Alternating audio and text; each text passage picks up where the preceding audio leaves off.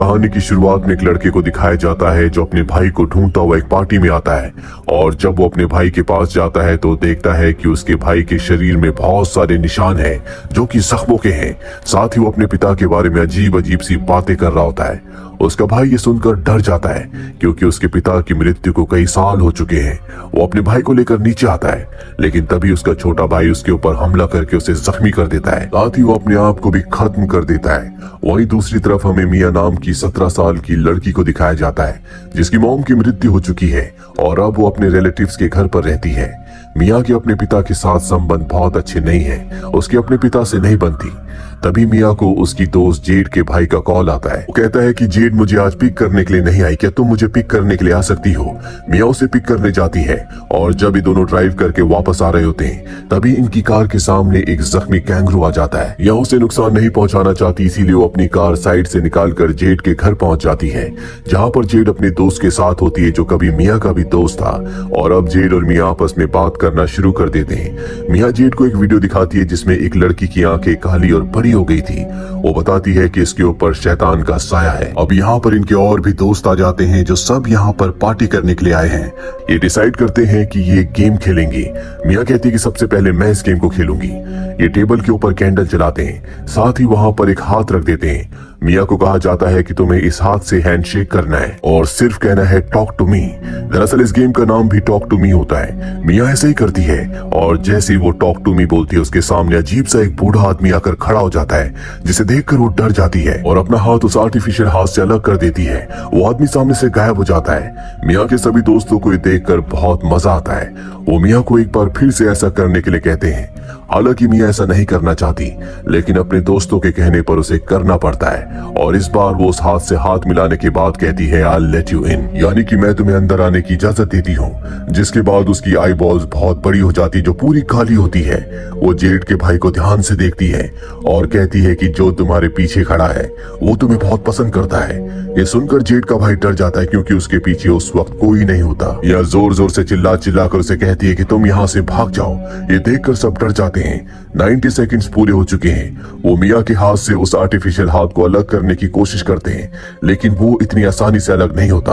वो कैंडल भी बुझा देते हैं, जिसके बाद मिया अपने होश में वापस आ जाती है। रात को जेड के भाई को मिया की बातों से बहुत डर लग रहा होता है, इसीलिए वो मिया के पास आ जाता है जो आज उन्हीं के घर पर रुकी होती है। वो मिया के साथ ही सो जाता है। मिया उसे कहती है कि एक सपना मुझे बार बार आता है, जिस सपने में मैं एक आईने के सामने खड़ी हूँ, लेकिन आईने में मैं अपना साया नहीं देख पाती। साथ ही वो उसे बताती है कि जिस वक्त मैंने वो रिचुअल किया था उस वक्त मुझे ऐसा लग रहा था कि मैं हवा में उड़ रही हूँ। मिया की बातें सुनते सुनते जेड का भाई सो जाता है, जिसके बाद वो अपने हाथ को उसके सर पर रखती है और तभी हम देखते हैं कि मिया का हाथ एक शैतानी हाथ है, यानी रिचुअल के दौरान जो शैतानी शक्ति उसके अंदर आ गई थी अब भी वो उसी के अंदर है। सभी दोस्त आज यहीं पर रुके होते हैं। इसके बाद वो अपने दोस्त के पास जाती है और इस गेम के इस हाथ के बारे में पूछती है।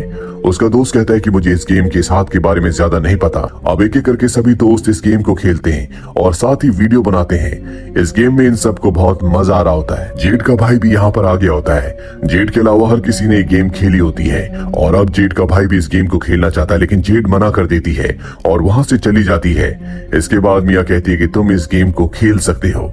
हालांकि मिया को ऐसा नहीं बोलना चाहिए, लेकिन इस वक्त मिया के शरीर के अंदर शैतान है जो उससे सब करवा रहा होता है। और अब जेड का भाई इस गेम को खेलता और कहता है लेट यू इन, और जैसे वो कहता है लेट यू इन, उसके शरीर के अंदर मिया की मॉम की आत्मा आ जाती है जो मिया से बातें करती है। मिया अपनी मॉम से बातें करके बहुत ज्यादा इमोशनल हो जाती है और इसके तुरंत बाद जेड का भाई अपना सर पटकना शुरू कर देता है क्योंकि उसके शरीर के अंदर अब वो आत्मा आ चुकी है जिसके बारे में मिया ने कहा था कि वो तुम्हें पसंद करता है, वो तुम्हारे पीछे खड़ा है। दरअसल वो आत्मा इस गेम के खेलने की वजह से आत्माओं की दुनिया से आजाद होकर जेड के भाई के शरीर के अंदर प्रवेश कर चुकी है। जेड का भाई बहुत ज्यादा जख्मी हो जाता है, इसीलिए उसे हॉस्पिटल ले जाया जाता है। मिया अपने घर आ जाती है जहाँ उसके पिता उससे बात करने की कोशिश करते हैं, लेकिन उसके पिता के साथ उसके संबंध अच्छे नहीं है। वो अपने कमरे में चली जाती है और अगले दिन वो जेड के भाई से हॉस्पिटल में मिलने जाती है, लेकिन जेड उसे कहती कि तुम्हारी वजह से मेरे भाई की हालत हुई है, तुम यहाँ से चली जाओ। जिसके बाद वो जेड के दोस्त के साथ घर वापस आ जाती है और उसे कहती है कि आज रात तुम मेरे साथ ही रुक जाओ क्योंकि मुझे बहुत डर लग रहा है। रात को वो अपनी मॉम की वीडियो देखकर सो जाती है। उसे अजीब से सपने आते जिसमें वो अपनी मॉम को मरा हुआ देखती है। तभी उसकी नींद खुलती है। वो देखती है कि उसके हाथों से खून निकल रहा है और ये भी सपने के अंदर एक दूसरा सपना था अब वो असल में उठ जाती है और जेड के दोस्त को देखने के लिए उसके रूम में जाती है। वो देखती है कि वहाँ पर एक शैतान उसका पैर चूस रहा है। वो उसे उठाती है और जैसे ही वो उठता है तो देखता है कि कोई शैतान नहीं बल्कि मिया खुद उसका पैर चूस रही है। वो उसे दूर करके वहाँ से चला जाता है, जिसके बाद शैतान बार बार मिया को ये एहसास दिलाता है कि जेड का भाई बहुत तकलीफ में है, तुम्हें उसकी तकलीफ को आजाद करना होगा। मिया ये बात अपने दोस्तों को बताती है, जिसके बाद ये सब के सब उस लड़के से मिलने जाते हैं जिसे हमने इस कहानी की शुरुआत में देखा था, जिसके भाई ने अपने आप को खत्म कर लिया था। वो कहता है कि वो शैतानी हाथ आत्माओं की दुनिया में जाने का रास्ता है, इससे ज्यादा मैं उस हाथ के बारे में कुछ नहीं जानता। ये कहकर वो वहाँ से चला जाता है और अब मिया के दोस्त भी अपने अपने रास्ते निकल जाते हैं, क्योंकि इनके पास जेड के भाई को ठीक करने का कोई रास्ता नहीं है।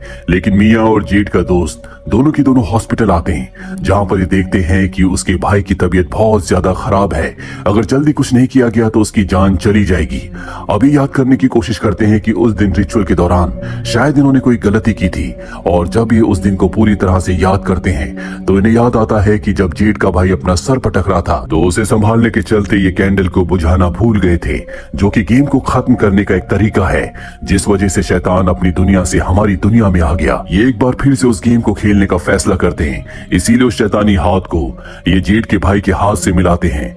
लेकिन उसकी हालत बहुत ज्यादा खराब होती है और जब तक वो बोलेगा नहीं ये गेम शुरू नहीं होगी। मिया को लगता है कि जेड का भाई मारा गया, इसीलिए उस शैतानी हाथ को वो अपने हाथ से मिला देती है और कहती है कि talk to me really. Z के भाई का नाम राइली है।